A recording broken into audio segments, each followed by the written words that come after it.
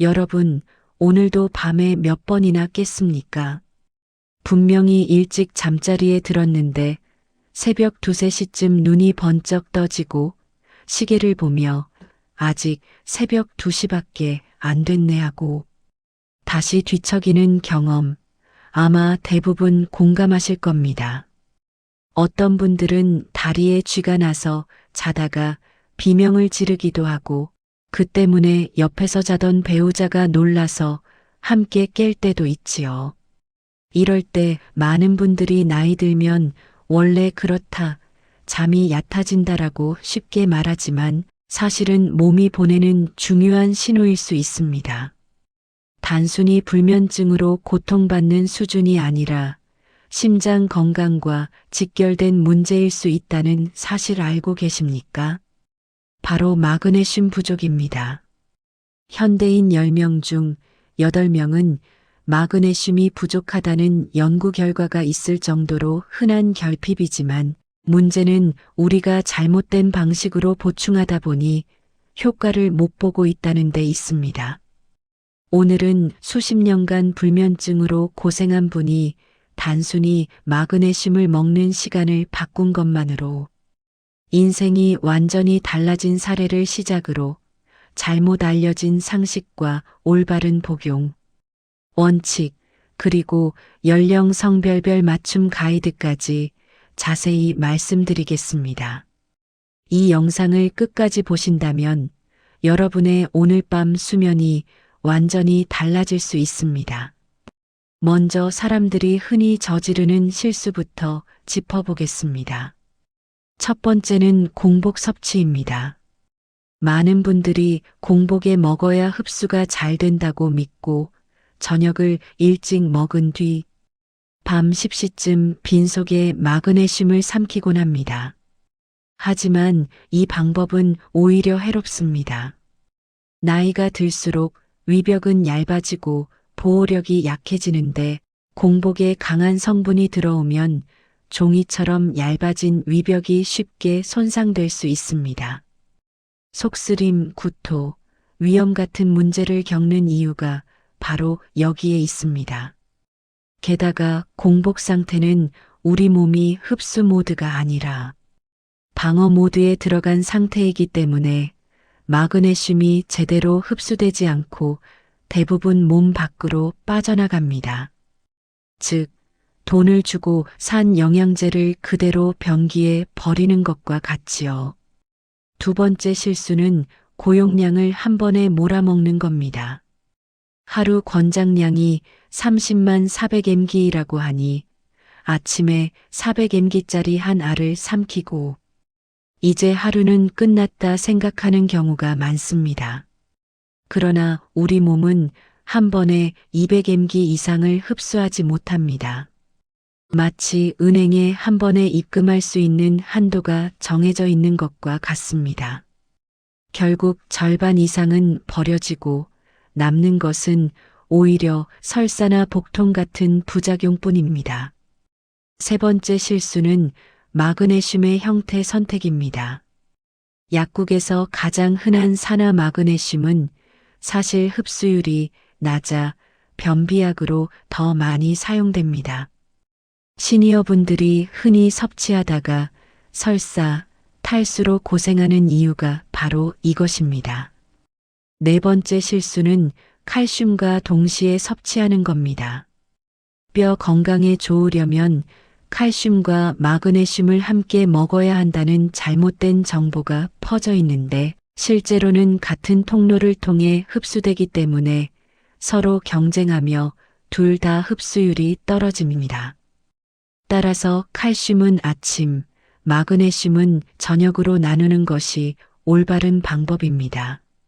마지막 실수는 커피나 차와 함께 먹는 습관입니다. 카페인은 마그네슘 흡수를 방해하고 소변을 통해 빠져나가게 만듭니다. 즉, 커피와 함께 복용하면 흡수되기는커녕 배출만 빨라집니다. 그렇다면 어떻게 먹어야 할까요?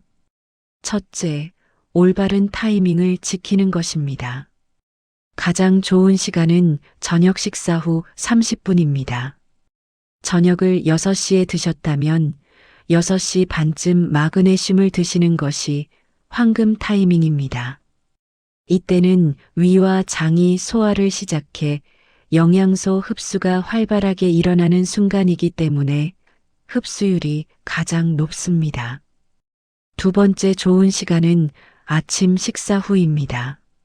아침에 100mg 정도를 소량 섭취하면 하루 동안 필요한 에너지 생산과 근육 이완을 돕습니다. 세 번째 황금 타이밍은 운동 30분 전입니다. 특히 걷기나 가벼운 근력 운동 전에 50mg 정도를 보충하면 다리에 쥐 나는 것을 예방할 수 있습니다. 이 세 시점을 지켜 하루 총량을 분할하면 흡수율이 높고 부작용은 줄어듭니다. 둘째, 형태 선택이 중요합니다. 글리시네이트 마그네슘은 아미노산 글리신이 결합되어 위 자극이 거의 없고 숙면에 도움을 줍니다. 말레이트 마그네슘은 사과산이 결합되어 근육 회복에 탁월합니다. 반대로 산화 마그네슘은 피해야 합니다.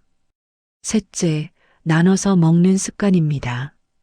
하루 25만 300mg를 3번에 나누어 섭취하는 것이 가장 안전하고 효과적입니다. 함께 먹으면 좋은 것들도 있습니다. 대표적으로 비타민 B6입니다. 마그네슘이 효소 반응에서 제대로 기능하도록 돕는 필수 조력자입니다. 실제로 연구에서 마그네슘 단독보다 B6과 함께 섭취했을 때 수면의 질이 50% 이상 개선된 결과도 있습니다. 또한 단백질과 함께 섭취하면 더 좋습니다. 저녁에 두부, 달걀, 생선을 먹고 30분 후 마그네슘을 섭취하면 흡수율이 배가 됩니다. 또 다른 방법은 마그네슘 목욕입니다. 따뜻한 물에 황산 마그네슘 앱섬 솔트를 넣고 20분간 몸을 담그면 피부로 마그네슘이 흡수됩니다. 관절염이나 근육통이 있는 분들께 특히 좋습니다. 발만 담그는 조경만으로도 충분한 효과를 볼 수 있습니다. 반대로 피해야 할 것은 카페인, 탄산음료, 알코올, 설탕, 짠 음식, 가공식품입니다. 이들은 마그네슘을 빠르게 배출시키거나 흡수를 방해합니다. 이제 구체적인 루틴을 제안드리겠습니다. 아침 100mg, 운동 전 50mg, 저녁 100mg, 총 250mg를 3번 나눠 드세요. 여기에 비타민 B6를 함께 섭취하면 훨씬 효과가 좋습니다. 수면이 특히 힘든 분들은 저녁에 멜라토닌 0.51mg를 함께 드시면 숙면에 도움이 됩니다. 단, 처음부터 많은 양을 드시지 말고 조금씩 조절해야 합니다. 이 루틴은 수많은 사례에서 입증되었습니다. 어떤 할머니는 30년 동안 불면증으로 고생하다가 이 루틴을 지키고 2주 만에 처음으로 아침까지 숙면을 경험했다고 합니다. 다리쥐가 사라지고 변비까지 개선되었다는 이야기를 들으면 마그네슘의 힘을 새삼 느끼게 됩니다. 연령, 성별, 건강 상태에 따른 맞춤 가이드도 중요합니다. 60세 이상은 위산 분비가 줄어 흡수율이 떨어지므로 반드시 흡수율 높은 형태를 선택해야 합니다. 70세 이상은 신장 기능이 약해져 한 번에 많은 양을 먹으면 부담이 되므로 소량씩 나누어야 합니다.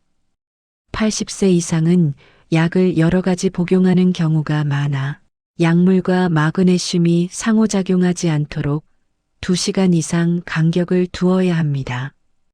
여성은 폐경 이후 마그네슘 흡수율이 더 떨어져 하루 300mg 이상 꾸준히 섭취하는 것이 좋습니다. 남성은 전립선 건강과 연관이 있어 마그네슘 부족 시 배뇨 문제가 심해질 수 있습니다. 따라서 나이에 따라 성별에 따라 섭취 전략을 달리해야 합니다. 흔한 오해도 바로 잡아야 합니다.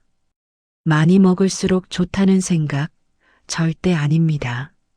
하루 400mg 이상은 부작용을 유발할 수 있습니다. 음식만으로 충분하다는 생각도 위험합니다. 예전보다 토양의 마그네슘 함량이 크게 줄어들어 현대 식단만으로는 부족합니다. 비싼 제품만이 효과적이라는 믿음도 잘못입니다. 중요한 건 제품 가격이 아니라 어떤 형태이고 어떻게 나누어 먹느냐입니다. 즉시 효과가 나타난다는 기대도 버려야 합니다. 수면 개선은 비교적 빨리 나타날 수 있지만 혈압혈당 안정이나 뼈 건강 개선은 꾸준히 3개월 이상 실천해야만 가능합니다. 결론적으로 마그네슘은 단순한 보충제가 아니라 우리 몸의 300가지 이상 효소 반응에 관여하는 필수 미네랄입니다. 제대로 먹으면 불면증, 다리쥐, 심혈관 건강, 혈당 조절, 에너지 생산, 뼈 건강까지 영향을 줍니다. 하지만 잘못된 습관으로 먹으면 돈만 버리고 몸만 해칠 수 있습니다. 오늘 알려드린 핵심은 4가지입니다. 첫째, 공복은 피하고 반드시 식사 후 30분에 드세요. 둘째, 하루를 3번으로 나누어 소량씩 드세요. 셋째, 글리시네이트나 말레이트 형태를 선택하세요. 넷째, 비타민 B유과 함께 드시면 효과가 배가 됩니다. 이 4가지만 지켜도 삶이 완전히 달라집니다. 여러분, 건강은 멀리 있지 않습니다. 오늘 저녁부터라도 실천해 보세요. 저녁 식사 후 30분, 마그네슘 한 알. 작은 습관이지만 인생을 바꿀 수 있습니다. 2주 후에는 수면이 달라지고 한 달 후에는 혈압과 혈당이 안정되며 석 달 후에는 10년은 젊어진 것 같은 활력을 느낄 수 있습니다. 여러분도 할 수 있습니다. 오늘 이 영상을 보신 것이 그 시작입니다. 지금부터 실천해 보십시오.